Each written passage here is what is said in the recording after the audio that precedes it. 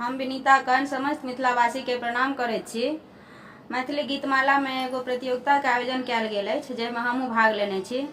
आइ हम एकटा पारंपरिक मैथिली भगवती गीत सुनाबै छी। अगर अहाँ सबके पसंद आवे तो अहाँ सब पूरा सुनब, लाइक कमेंट और शेयर जरूर करब, हमर प्रोत्साहन के आगू बढ़ायब और हमर प्रयास के सफल बनायब। सतयुग में मैया सती जी कहलानी, सतयुग में मैया सती जी कहलानी। माहे शिव शंकर गृहनारी, माहे शिव शंकर गृहनारी। भस्मासुर के मैया तोहे मरवाओल, भस्मासुर के मैया तोहे मरवाओल।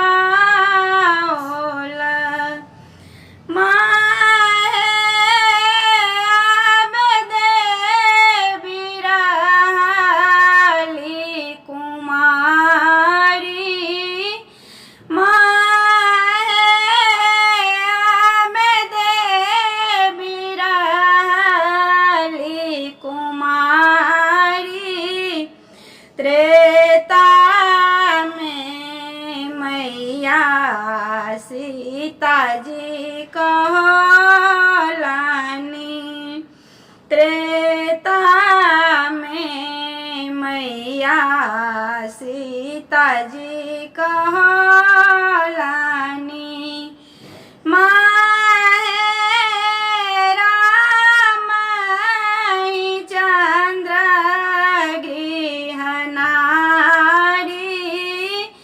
माहे रामचंद्र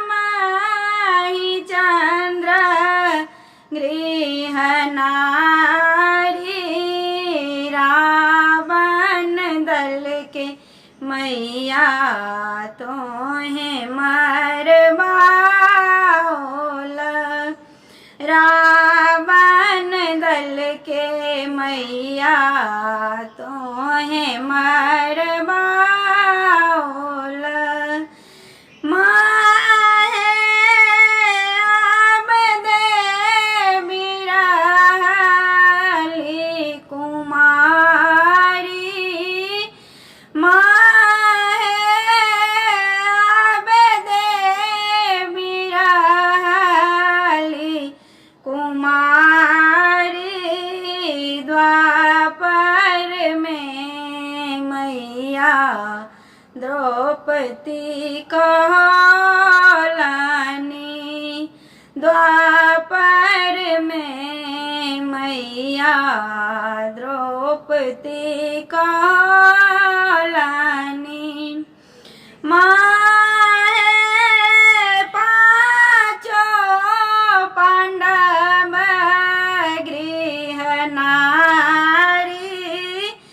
माहे पांचों पांडव गृहनारी। कौरव दल के मैया तोहे मरवाओल, कौरव दल के मैया तोहे मरवाओल। माहे अब देवी रहली कुमारी, माहे अब देवी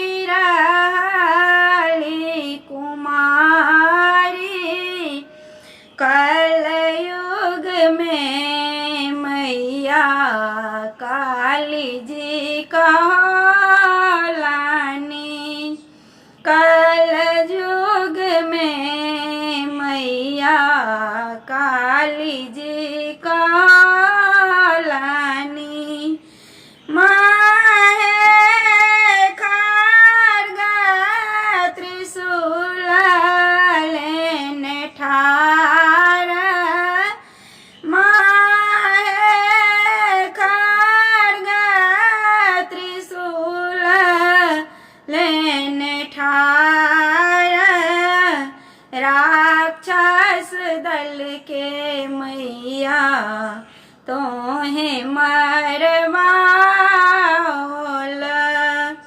राक्षस दल के मैया तोहें मरवाओल